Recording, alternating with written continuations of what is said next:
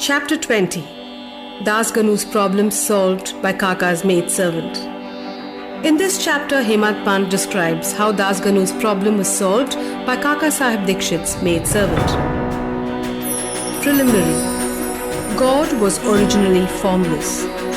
He assumed a form for the sake of bhaktas. With the help of Maya, he played the part of an actor in the big drama of the universe.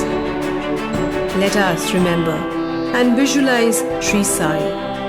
Let us go to Shirdi and see carefully the program after the noon Aarti. After the Aarti ceremony was over, Sai used to come out of the masjid and, standing on its edge, distribute udhi to the devotees with very kind, gracious and loving looks. The bhaktas also got up with equal fervor, clasped his feet and had the bliss of udhi. Baba passed handfuls of udhi into the palms of the devotees and marked their foreheads with udhi with his own hands. The love he bore for them in his heart was boundless. Then he addressed the bhaktas, "O Bhau, go home to take your lunch. You Anna, go to your lodgings. You Bapu, enjoy your meal." In this way, he accosted each and every devotee and sent them home. Even now, you can have the pleasure of these sights if you bring into play your imagination. Now, bringing Sai in our mental vision, let us meditate on him, from his feet upwards to his face, prostrating before him humbly, lovingly, and reverentially. Isha Upanishad. Das Ganu once started to write a Marathi commentary on the Isha Upanishad. Let us first give a brief idea of this Upanishad before proceeding further. It is called Mantropanishad as it is embodied in the mantras of the Vedic Sanhita.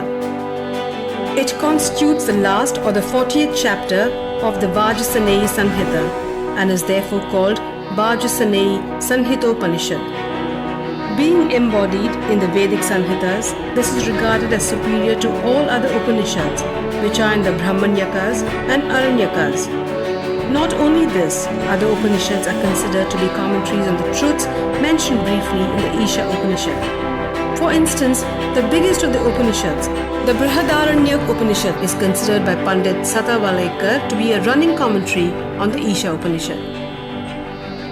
Professor Ranade says, the Isha Upanishad is quite a small Upanishad and yet it contains many hints which show an extraordinary piercing insight. Within the short compass of 18 verses, it gives a valuable mystical description of the Atma, a description of the ideal sage who stands unruffled in the midst of temptations and sorrows.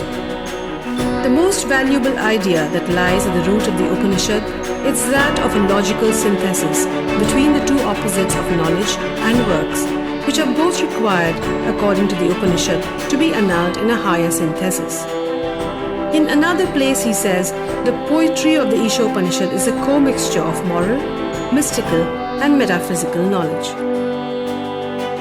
From the brief description given above about this Upanishad, one can see how difficult it is to translate this Upanishad in a vernacular language and bring out its exact meaning. Das Ganu translated it in Marathi Ovi meter, verse by verse. But as he did not comprehend the gist or essence of the Upanishad, he was not satisfied with his performance.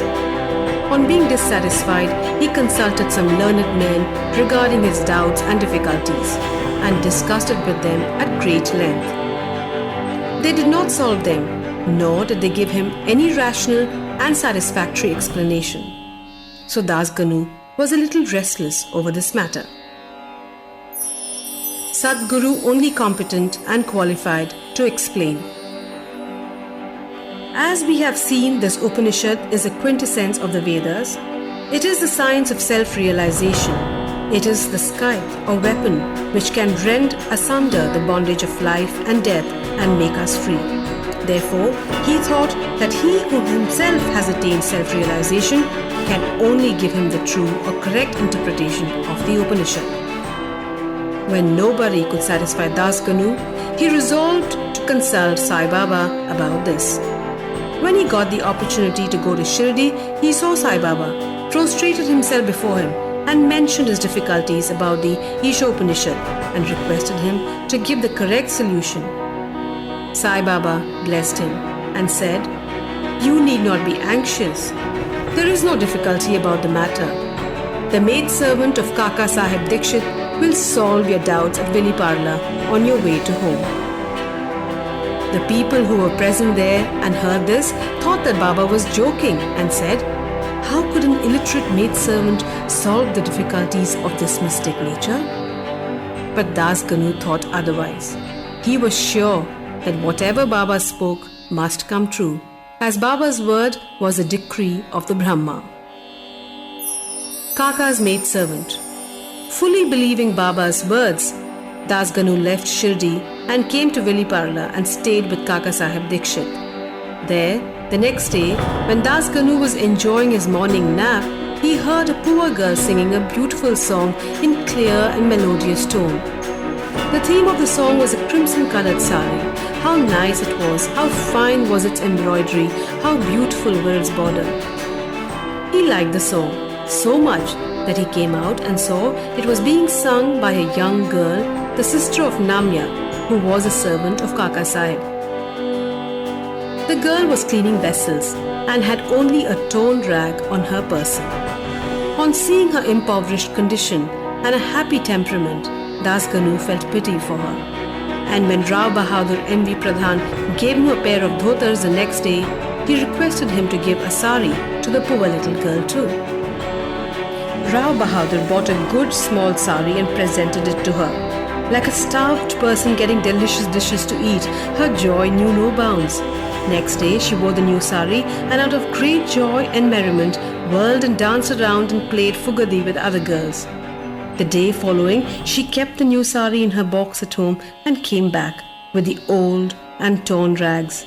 But she looked as merry as she was the previous day. On seeing this, Das Ganu's pity transformed into admiration.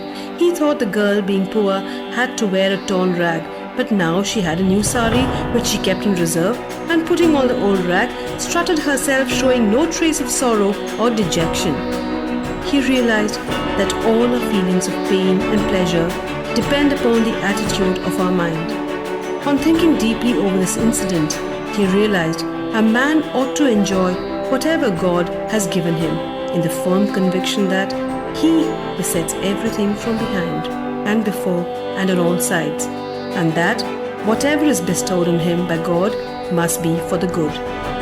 In this particular case, the impoverished condition of the poor girl, her torn rag and the new sari, the donor, the doni and the deal were all parts of the Lord and pervaded by Him.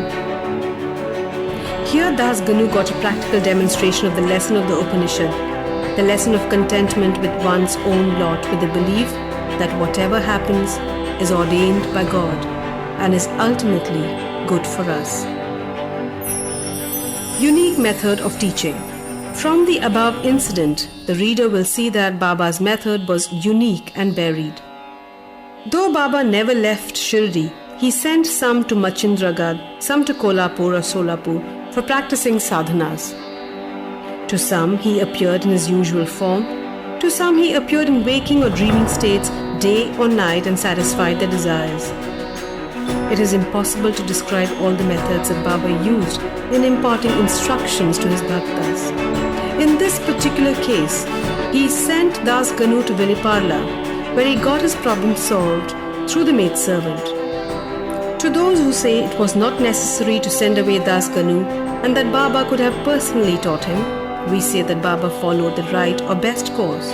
Or how else could Das Ganu learn a great lesson? Now we close the chapter with another beautiful extract about this Upanishad. The ethics of the Isha. One of the main features of the Isha Upanishad is the ethical advice it offers.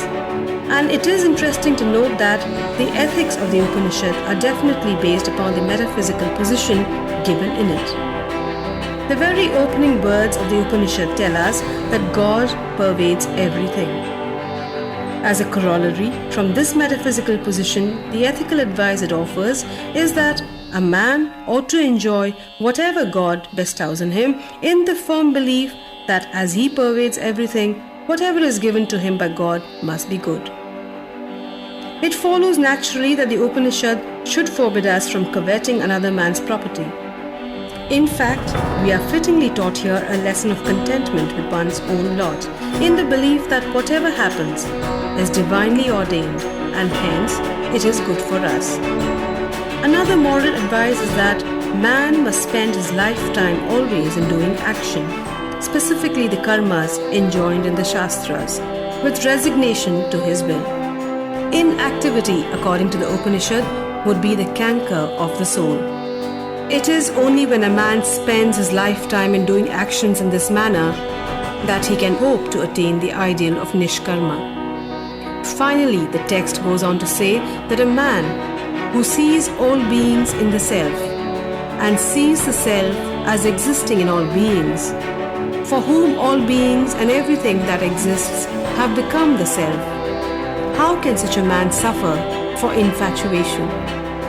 What ground would such a man have for grief? Loathfulness, infatuation and grief verily proceed from our not being able to see the Atma in all things. But a man who realizes the oneness of all things, for whom everything has become the self, must cease to be affected by the common foibles of humanity. Bow to Sri Sai, peace be to all.